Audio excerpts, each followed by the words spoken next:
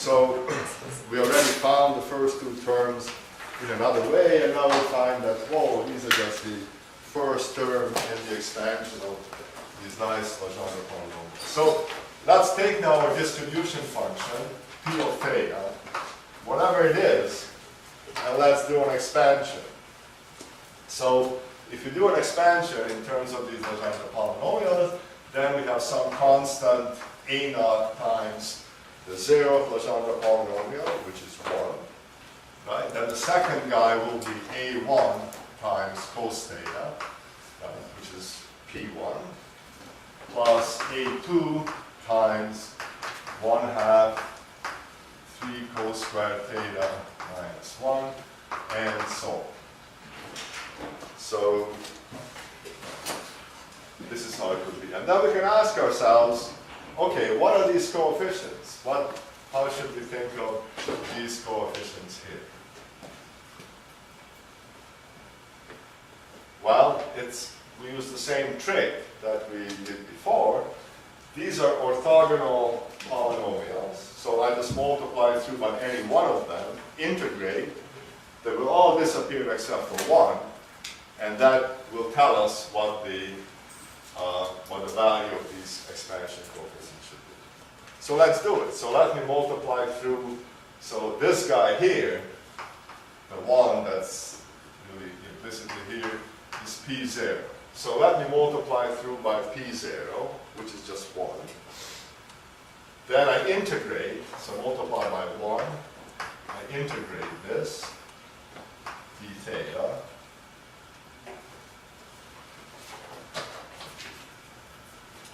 The variable is cos theta, right?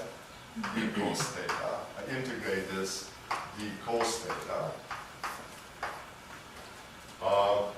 And then on this side, I have the integral of A naught d cos theta plus the integral of A1 cos theta. So I'm multiplying everything by 1 here, which is the zero Legendre polynomial. And cos theta, d cos theta, and like that.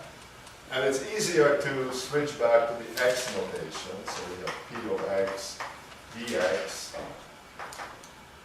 This guy will be A naught dx. This guy will be A1 x dx plus A2 1/2 3x squared minus 1 dx.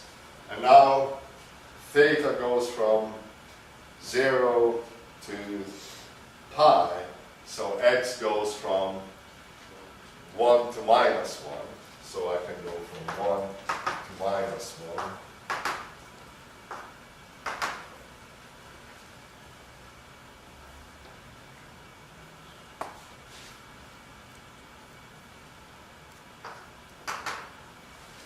Okay, and if we do the integral, well, if we integrate over this distribution function, we must get 1, right? The probability over all possible values of x, all possible values of cos theta, must be 1. So this guy is just 1. And then here we have, we integrate this guy, and we have x. And so we have minus 1, minus minus 1, so we have minus 2 A naught. And this guy is going to be what? 0. And you can see that it's 0 either just by saying that it's x squared, right? Or the other way is to say, well, we know that's 1, and this guy are orthogonal, so it must vanish, right? So this is 0. What about this guy? 0. It has to be 0. So if you work it out, you put in you get x cubed minus x, and these limits, they're going to vanish every time. So all of the other terms are 0. So in this way, we can get the coefficient here, we get A naught. Now if you multiply If we do the same trick again to get A1,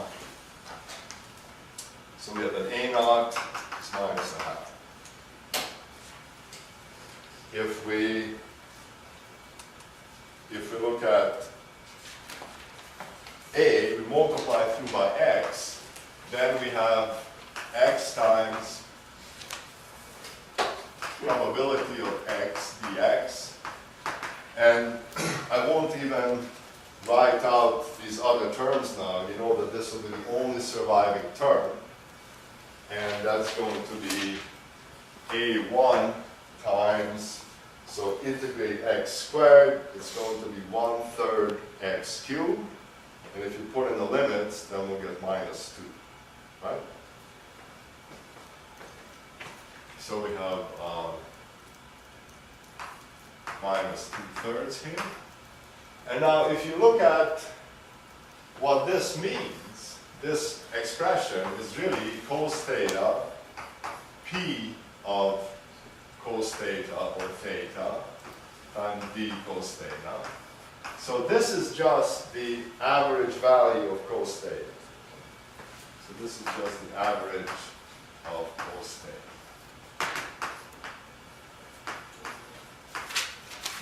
And if we multiply through by the second Legendre polynomial, this guy, then we find that this thing disappears, and here we'll get something else. So we have 1/2 3x squared minus 1 p of x dx. So let's be brave and do it. Let's multiply this out, multiply by itself. Then we have A2 coming out, and then we have the integral of a quarter. And then we square this guy, we get 9x to the 4th minus 6x squared plus 1 dx from 1 to minus 1. And so if we integrate this, we get 1/5 x to the 5th. Put in the limits, we'll get a 2. Here we'll get 1/3 times 2, so we get 2/3, and here we'll just get a 2. So here we have then A2 times over 4 times 2, which comes out of every term here. And the first guy here will have 9/5 minus 6/3 plus 1.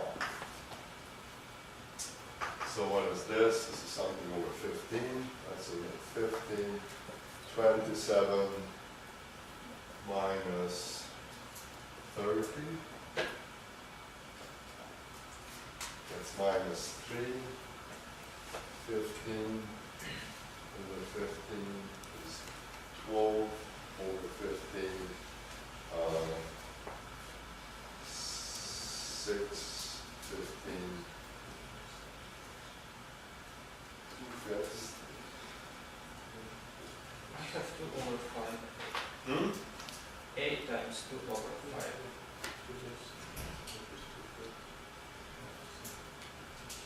Well, at the end, it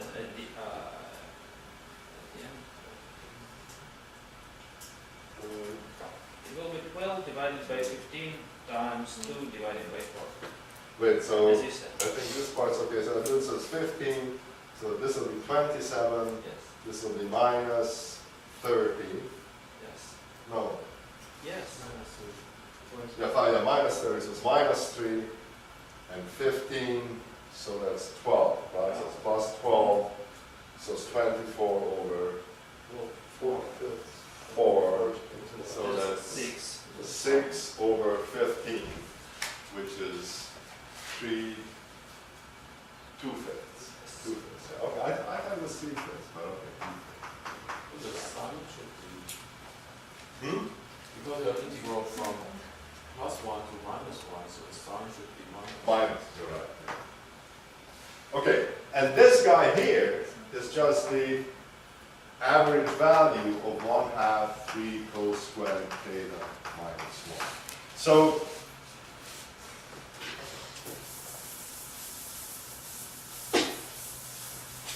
the bottom line is that when you do an expansion like this, in terms of these orthogonal functions, then because of the orthogonality, you find that these coefficients are essentially the averages of the, except for a numerical constant, are the averages of the appropriate Legendre polynomials. So the average of 1 is 1 minus half. Here we have minus, I lost it now. Oh yeah, here we have minus 2/3, expectation value of cos theta, which is the first Legendre polynomial. And here we have minus 2/5. Why? It should be 3 half. 3/2? Oh, right, I'm sorry, 3/2.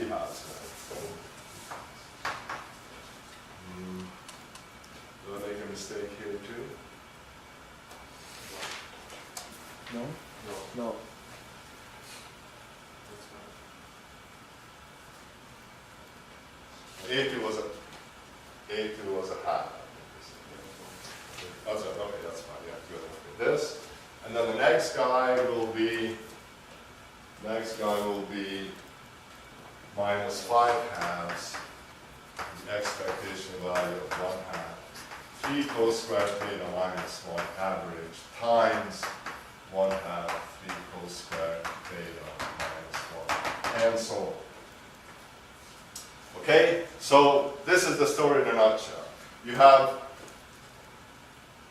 a distribution function which you expand in terms of these orthogonal basis functions, and then it turns out that the coefficients are proportional to the average values of those very same orthogonal functions.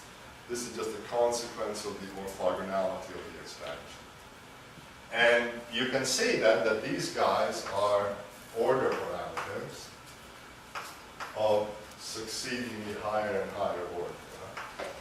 So this is another way of obtaining order parameters.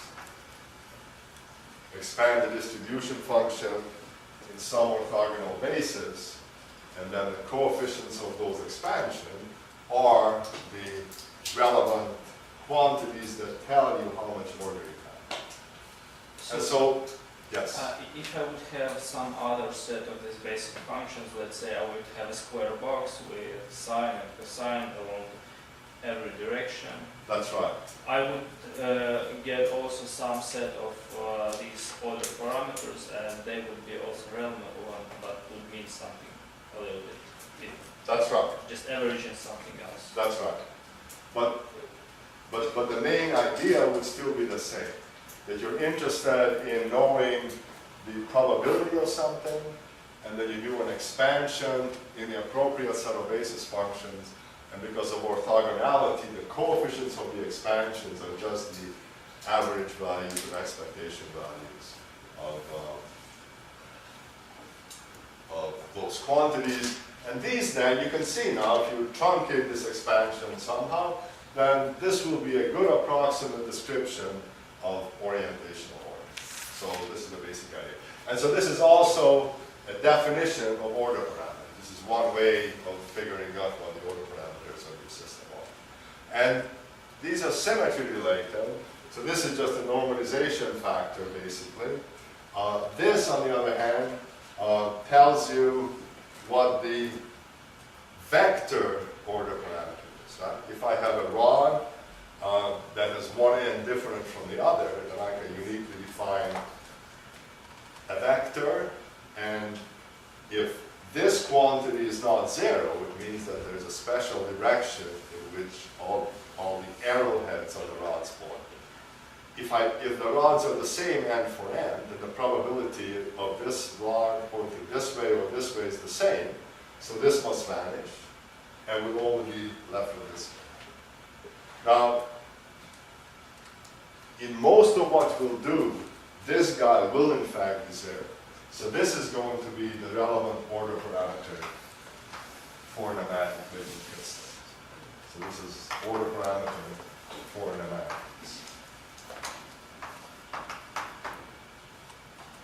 Okay, so that's it. And I'm sorry it took so long, but I wanted to sort of have this more or less bigger picture in which to put this argument. So, yes. So this second order parameter would be just the mean square, mean square projection of that rod on the z-axis, right? That's right. So that's how we can explain it. That's right. And what would be the meaning of the next term, the next order? Of the next higher order term. Yes. Well, that's a harder thing to explain. If you think about this, cos squared theta you can write in terms of cos 2 theta. There's an identity that will let us write it. So now if this only depends on cos 2 theta, it means that I'm invariant under negative degree rotation. The next term will be a cube, and you can write that in terms of a 3 theta term. And that means that that guy would be invariant under a 60-degree rotation. So that'd be kind of like having something that has some sort of triangular symmetry, like an equilateral prism, which is insensitive to rotations of 60 degrees. Right? The next term would be kind of like a 4-fold symmetry. So, I mean, it's associated with basically higher symmetries. And So do we get for snowflakes, is the 6th order, the 6th power term become important? Because they have 6-fold symmetry? well, yeah, but that's a really fascinating question. They have 6-fold symmetry, but if you're in 3 space, you have to worry about 2 things. I mean, the snowflakes are kind of planar, with 6-fold symmetry in the plane, but kind of 2-fold symmetry up and down. Right? So you would expect that for, so things get a little more complicated because you have 2 axes to worry about. The axis this way would have an order parameter just like a rod. It doesn't care which way it's up, but it's a single direction. And then we have a second 6-fold direction. Right? So we have 2 order parameters. One that would have, cos to the 6th power, right? And a cos to the 2nd power to kind of reflect this. But you sort of have, those are coupled but also different order parameters. That, because you have 2 sort of different axes, right? Once you're talking about rotation of this axis, and the other you're talking about rotation of that axis. So to some extent, the tensor model, that we started to build is more appropriate for that kind of description. But you can certainly, so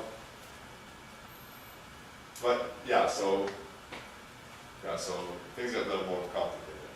Because they're coupled. Because they're coupled. The 2 Well, because we said that thing only depends on theta and phi, but really in the snowflake, phi is an issue, right?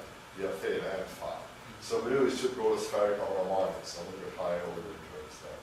And the trouble is, it's not so obvious to see the symmetry there, but you have a sense of it, right?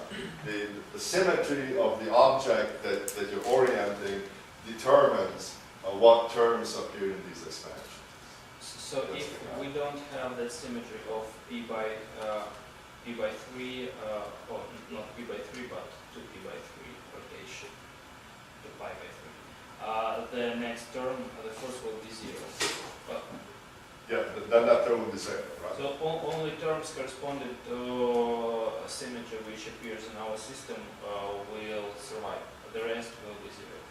Right, but you get higher order terms, right? I mean, it turns out that if you take the 4th order term, right, so cubic term will go, so this guy goes, cubic term goes. The 4th order term will remain, but now cos to the 4th, you cannot write only in terms of cos 4 theta. There will also be a contribution which will be like cos squared theta, right? So that would be a contribution Uh-huh. to that too. And so when people even talk about rods, they talk about P2 and how to measure this experimentally. But some people try to measure P4 as well, which is, you know, that fourth order term that doesn't So matter. high terms in this expansion in Legendre polynomials.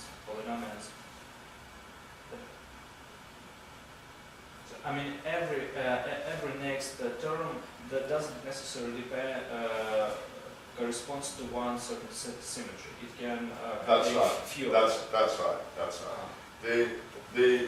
Yeah, I mean, I think the thing maybe best to focus on are the non-vanishing terms. Right?